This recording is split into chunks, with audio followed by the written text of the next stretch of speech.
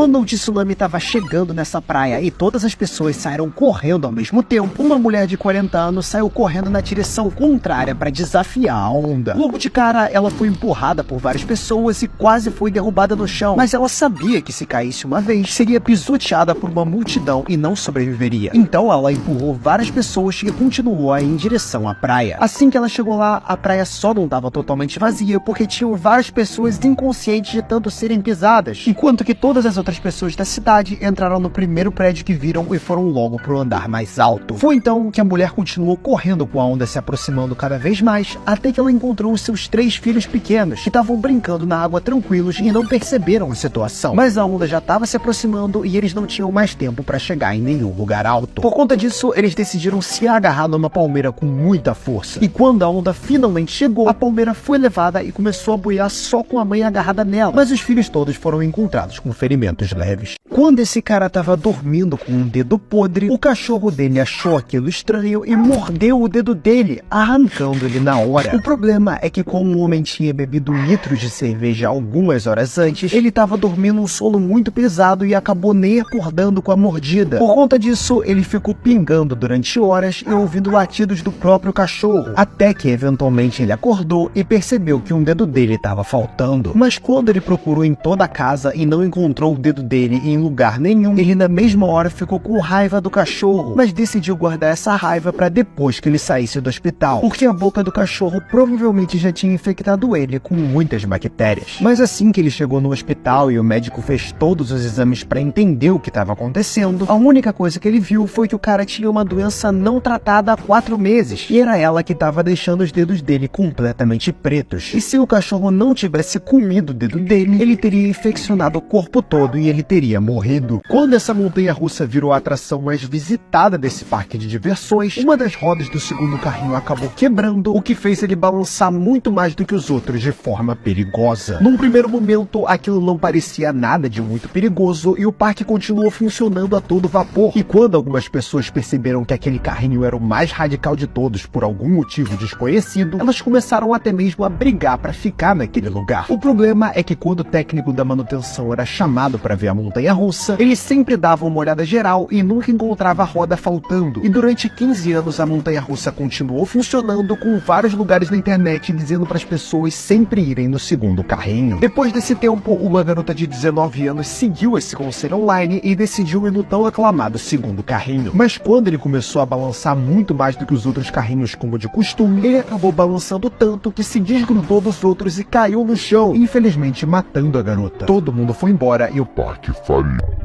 Quando essa família levou um gato para viajar de trem, ele fugiu da caixinha enquanto eles estavam dormindo e acabou sendo encontrado por uma funcionária, que imediatamente pegou ele nas mãos e jogou pela janela, deixando ele apodrecer nos 30 graus negativos da Rússia. Algumas horas depois, a família acordou e viu que a caixinha do gato estava vazia, e logo foram reclamar com os funcionários. Mas assim que a comissária percebeu o que ela tinha feito, já tinham se passado horas e ela só disse que achou que aquilo era um gato de rua que tinha invadido o trem. Na mesma hora, uma briga pesada começou e depois de vários minutos discutindo e quase partindo para agressão física, a família do gato decidiu chamar a polícia para começar uma busca e tentar salvar o bicho, além de anotar o nome da funcionária com o objetivo de levar ela para a justiça. No mesmo dia, as buscas começaram com mais de 100 voluntários procurando o gato naquele frio intenso, enquanto que a funcionária foi defendida pela empresa e não foi nem demitida. Uma semana depois, os voluntários acabaram encontrando o gato perto da linha do trem, infelizmente morto.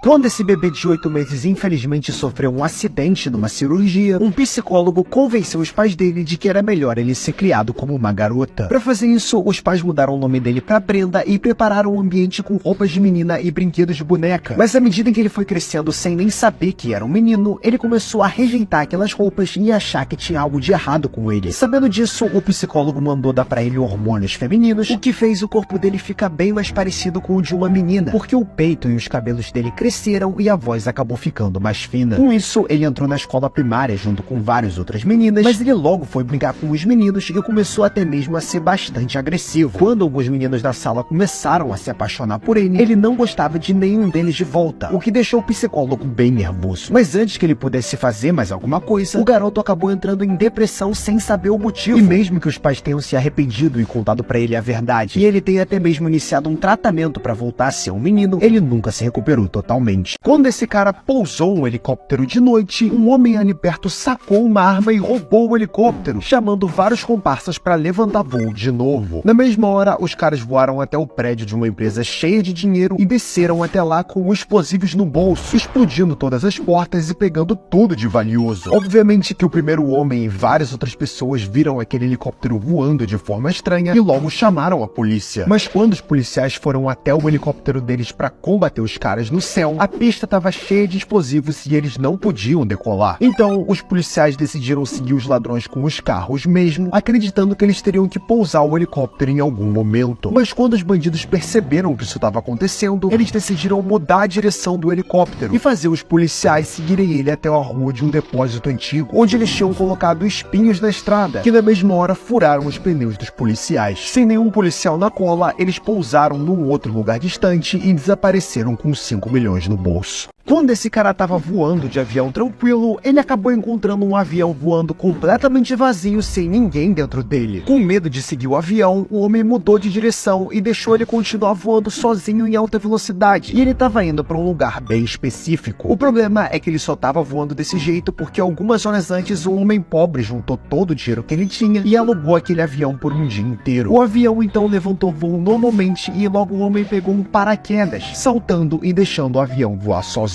Sem ninguém dentro dele, o avião continuou em linha reta até a gasolina acabar, e quando isso aconteceu, ele acabou caindo no meio de uma floresta. Já o homem se escondeu dentro de uma cabana e deixou o resto do plano com a esposa dele. E o plano era ir até a empresa de seguro chorando e pedir R$1 milhão porque o marido tinha morrido no acidente. E por mais que naquele momento eles tenham acreditado e dado dinheiro, uma semana depois a polícia acabou encontrando tanto o avião na floresta quanto pedaços do paraquedas, e por isso o cara acabou sendo preso e o dinheiro foi confiscado.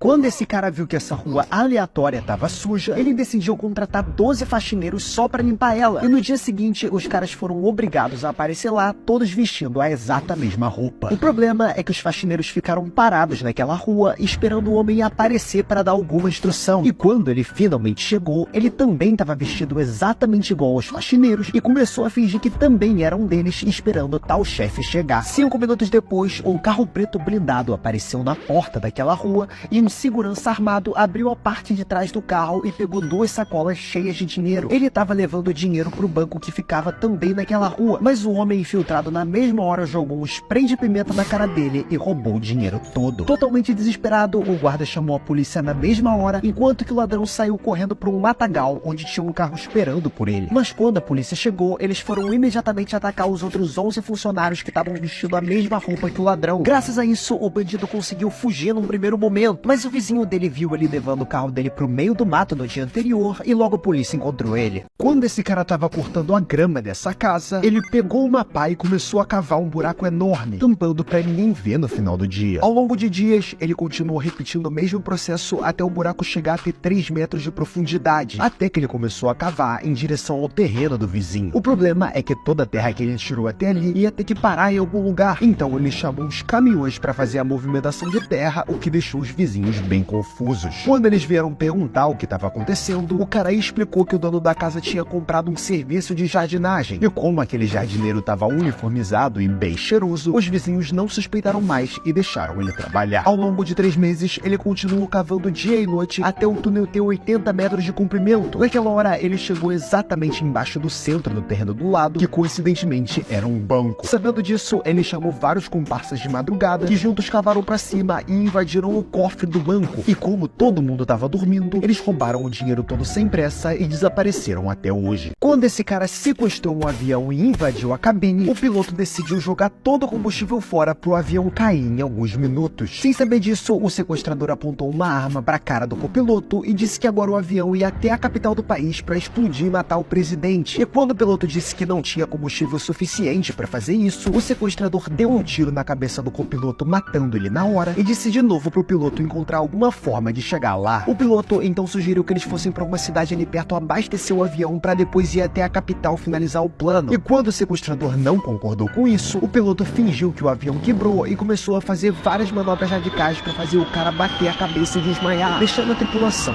totalmente maluca. No meio da manobra, o piloto fingiu que tinha desmaiado, fazendo o sequestrador até mesmo ir tentar ajudar. E quando o piloto acordou e estabilizou o avião, o sequestrador finalmente concordou em pousar o avião na cidade para abastecer. Mas assim que eles pousaram e começaram a abastecer o avião, já tinha o sniper esperando, que só finalizou o serviço. Quando a polícia encontrou o corpo dessa mulher numa floresta, ela estava presa com uma corda no peito, como se alguém tivesse colocado ela ali. Na mesma hora, eles checaram a moça para achar mais alguma informação e descobriram que ela tinha sido atacada com uma faca. E sem opções, eles tiraram várias fotos do que tinha acontecido e publicaram no jornal para ver se alguém sabia de mais uma coisa. Foi então que o assassino da mulher leu a reportagem e caiu na gargalhada. Na mesma hora, ele escreveu uma carta dizendo ser um cidadão preocupado, onde ele falava exatamente todos os detalhes de tudo que ele tinha feito e como a mulher tinha ficado depois de ter sido atacada. Depois, ele lambeu o selo da carta e enviou ela sem dizer o nome dele. Quando os policiais leram, eles ficaram nervosos e com vontade de rasgar, já que na época não existiam testes de DNA que pudessem fazer para descobrir quem tinha enviado. Mesmo assim, eles guardaram a carta e depois de 15 anos, os testes de DNA começaram a funcionar bem. Sabendo disso, eles pegaram o selo que tinha sido lambido pelo dono da carta e conseguiram descobrir a identidade do assassino, prendendo ele 15 anos depois.